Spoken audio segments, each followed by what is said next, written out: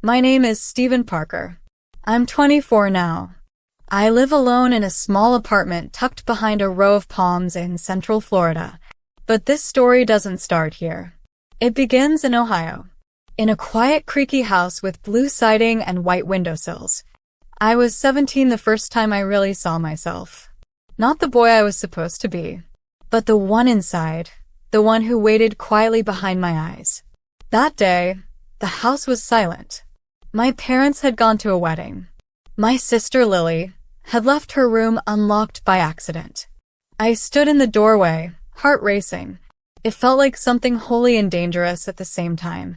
Her school uniform was hanging off the bedpost. A white blouse, a gray pleated skirt, a little black tie. I didn't hesitate. I stepped in, almost as if something guided me. I slid on her clothes with trembling fingers. I looked in the mirror and saw. It was not Stephen. Someone else. Softer. Still, but alive. My breath caught in my throat. My skin felt new. That night I couldn't sleep. My mind kept touching the memory like a warm secret. I started dressing more often. Always in secret, always quietly. Over time, it became something I couldn't live without. At 19 I knew. I wasn't just curious. I needed it. Not as a game or thrill. It felt like breathing. Of course, it wasn't easy. My sister got smart. She started locking her wardrobe. I would search the laundry basket, hoping she'd left something behind. Then, one afternoon while cleaning the storage room, I found a box marked Lily Old Clothes. It felt like treasure.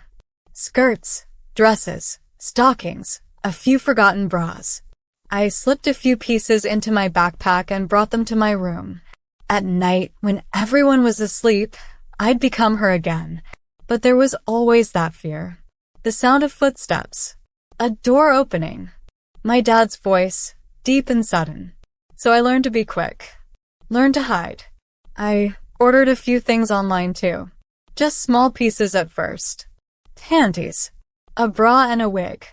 I hid them in the vent under my bed. I'd wake at midnight, my room dim and quiet, and slowly get dressed. The moment my skin touched those soft fabrics, something inside me softened too. By the time I was 22, I'd saved enough to move out for college in Florida. It was a long drive. I remember watching the highway blur past, palms rising like sleepy sentinels, my stomach flipping not from fear, but from a strange, dizzy kind of hope. The apartment I found was small but perfect. White walls, old carpet, and a mirrored closet. I set it up slowly. My first week alone, I didn't wear a single pair of men's clothes. From morning till night, I floated through the rooms in long gowns, frilly socks, lace panties. I even bought a pair of silicone breast forms online. I remember the first time I put them on. They were heavy, warm from the sun coming through the window. They made me feel real. I practiced walking in heels, first 2 inches, then 4, then 5. I'd turn on soft music and move around the apartment like I was dancing for no one. My makeup skills got better too. I watched tutorials, tried contouring, experimented with soft glam, and even added that gentle shimmer just beneath my eyes. And in those quiet moments, I began to call her by a name. Stephanie. A name I whispered only to myself, like a secret I wasn't ready to share. There were funny moments too. Once, I forgot I'd left a bright pink bra hanging on the doorknob when the landlord came by. I panicked, said it belonged to my long-distance girlfriend.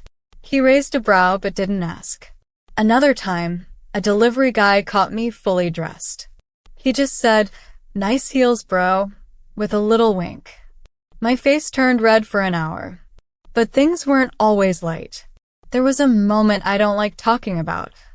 I had just started going out dressed, only at night, only in quiet areas. One evening, I was walking near a beach, in a sundress and sandals, hair curled and soft. A group of guys in a pickup passed me, then stopped. One of them shouted, "Hey baby, where you headed?" I kept walking. They drove slowly behind me. Another one yelled, "You look real pretty, sweetheart. Wanna come party?" I didn't answer. I could hear their voices laughing now. I turned down a side street and ran. My heels slipped off.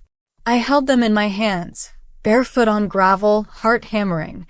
When I got back home, I collapsed onto my bed, still shaking.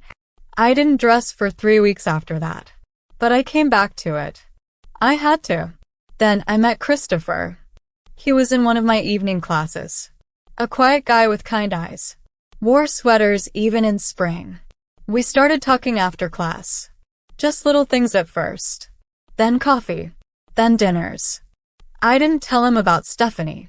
I was scared.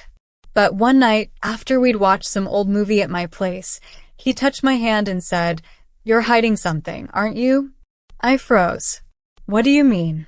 "I don't know," he said, smiling gently. "You just sometimes look like someone who wants to be seen." My eyes stung. I told him everything.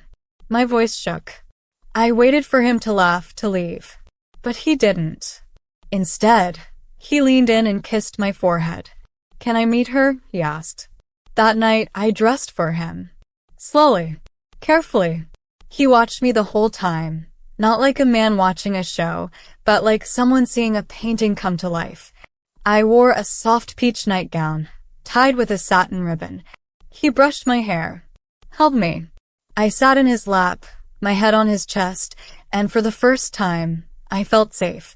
We stayed like that till morning. Our time together was brief.